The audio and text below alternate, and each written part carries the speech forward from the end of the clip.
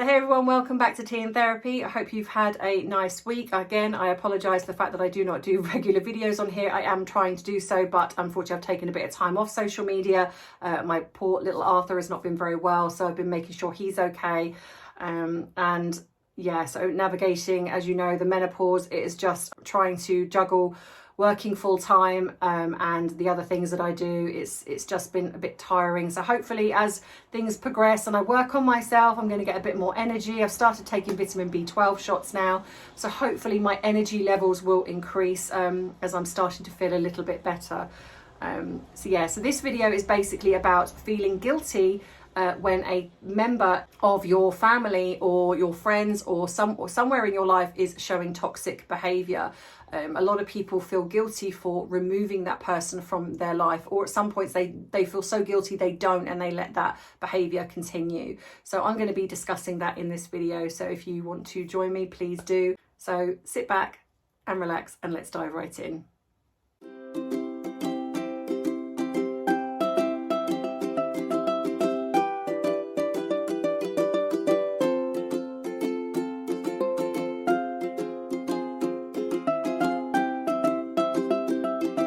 So how to not feel guilty when you're cutting somebody out of your life through their toxic behaviour. Well, guilt is manufactured. It's not what we were born with. It's come from a lot of the way that we think and feel, from societal influences, things that we are told that we should or shouldn't do. And it's very difficult to tell somebody how to not feel something because your feelings are relative. So what I would say is if you are feeling guilt, the best thing to do is to look at why you feel that way. Everything that happens to us, in my opinion, is a chance to learn about ourselves. If we learn every aspect of ourselves in the way we think, feel, behave, what conjures this up, what informs our decisions, where things come from, etc.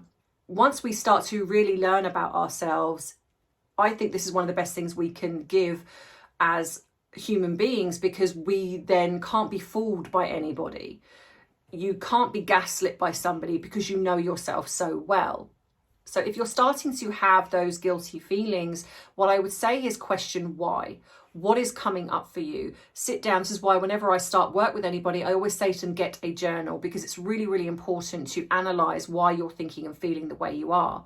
So say, for example, someone has been treating you, whether it be family, friend, partner, etc., and you've decided to remove this person from your life. Firstly, look at why. Look at how many chances you've perhaps given them to rectify their behavior. A lot of the time when we do things like that, we take that responsibility on ourselves as if it's our fault that we've done that, especially if the person is able to create a narrative that says, well, it's your fault, you're the horrible person because you've removed me, especially if it's family. I think sometimes when it comes down to maybe friends or partners, I'm not saying it's easy, but it seems a bit more understandable than if it's family. One of the hardest things whenever I've worked with clients is getting someone to understand that just because they're blood related to you or you see them as family, it doesn't mean that you have to keep putting up with their behavior. It is down to the person to change that. If you're not able to have a conversation with somebody to say, you know what, actually, what you're doing or what you're saying is really impacting me, is hurting me.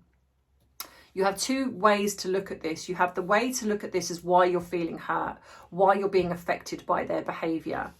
Everything that we get triggered by, there's a reason. So if someone is saying or doing something to you, you want to look at, why is this affecting me? What is it?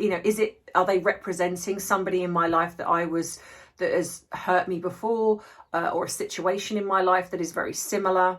Our brain is hardwired to adapt to similar thoughts and feelings. So for example, if somebody's doing something now and you're getting affected by that, then it's possibly because that whatever feeling is coming up for you, it's mirrored by a similar feeling where it happened years ago, whether it be in your childhood or in your past somewhere. The brain doesn't understand this is a different situation.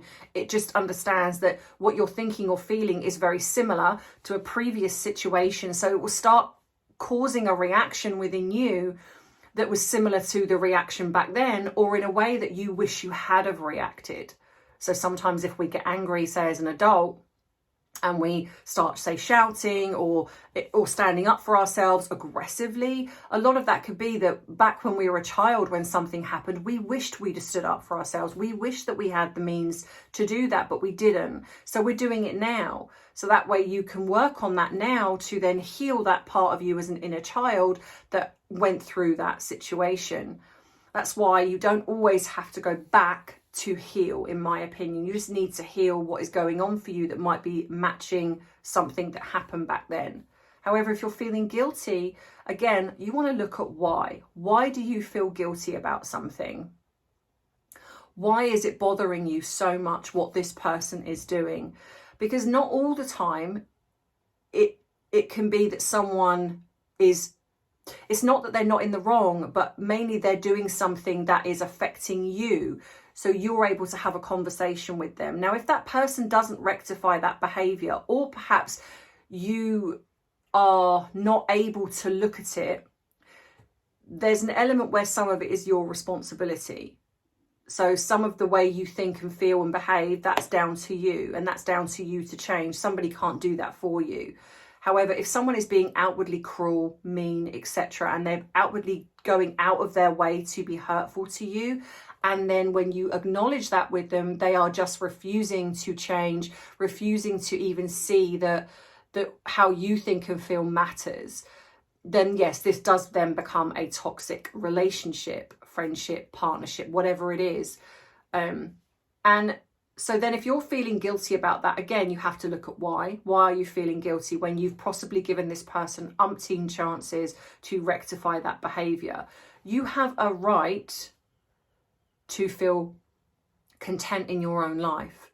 Now, not everyone, we're not always going to be happy. There's going to be times when we're not happy, but you have a right to have that contentment in your life, to not have that anxiety and worry and stress that's caused by somebody's behavior. You have a right to remove a person from your life if they are doing things that are creating that type of feeling within you. You don't have to feel guilty about that, because the main thing is like I say, is that you give a person a chance to change. I'm always of the opinion that somebody can't change if they don't know what the problem is. And not everyone understands the behavior of others. They don't understand what triggers you. They don't understand if you're not communicative enough. Sometimes you will have these things going on for you, but you won't translate that to somebody else. So give somebody a chance within reason. And we're not talking about the most extreme type of awful behavior here, you know, whether it comes to violence, aggression, you know, that type, that's different. Walk away from that instantly. However, if it's somebody that's just, say, something's going on for them and they're projecting or transferring that over to you and making you the problem, then have a chat with that person and say, look, especially if it's family, you know, I love you, but I don't like your behavior right now, and this is the reason why. If that person doesn't acknowledge or want to communicate with you how to create that situation to be better, you are then falling into the category of this being a potentially toxic relationship. So then you have a right to decide whether or not you want to stay within that. And this can come down to parents, siblings, children even. And if you have got somebody in your life that is constantly berating you, constantly being violent, constantly being abusive towards you in one way or another, you have a right to say, if this doesn't stop, I'm going to have to look after myself and walk away. And sometimes you can't even get to have that conversation because it's so bad you need to walk away. The guilt that comes with that probably just generally means that you're a good person and you've been gaslit enough that you're feeling that this is your fault in some way. So the only thing I can say to you there is look at your part in something, and sometimes it can even be what we've just continually allowed to happen. If you've allowed this behavior to continue, look at the reasons why, and then hopefully work on that enough so then when you go into another situation, it won't happen again for you. The best thing to do is when we come out of any toxic situation is work on ourselves, because what can happen is that we can then, unfortunately, because it's familiar, we will then go back into another toxic situation. If you're in a family and you've grown up in a situation where abuse has been there from the beginning, this will be familiar to you. It's like that familiar old friend, even though you don't want them. And you will put up with certain behaviour. And even if you leave that situation, you've got the risk of then going into another situation and then they behave in the same way. And you'll be like, oh, your brain will understand and be like, oh, we've been here before. We know this. And that's why a lot of the time when you go into somebody who's good, who's healthy, you don't know how to deal with that because you've never had healthy. So this is alien to you. And so that's sometimes when people can then almost flip that and then they become the bully or they become toxic because they don't know how to deal with a healthy relationship. So, like I say, if you are feeling guilty from making a choice to step away from toxic behavior, use this as a chance to learn about yourself. Sit down, write down, why do I feel guilty? What has come up for me? You know, what is it about their behaviour that really affected me? Where did it come from? Is this something that's happened throughout my whole life, or is this something that's new? And in which case, why do we see it as toxic even? You know, because sometimes what we see as toxic, somebody else doesn't. So it really is about evaluating everything. And I know this seems time consuming, but trust me, the more you do it, the easier it becomes. If something comes up for me now, I recognise it straight away. I may not always have the complete answer, but I can pretty much get there a lot quicker now than what I used to years ago. The more you know yourself, the easier this becomes. And never be afraid for wanting the best for yourself. Never feel guilty for wanting the best for yourself, wanting to lead contentment within your life. There's nothing wrong with that, even if it is family. It's hard, and you do have to deal with the grief that comes with losing potentially somebody in your life, even if they've treated you badly. And that just takes time.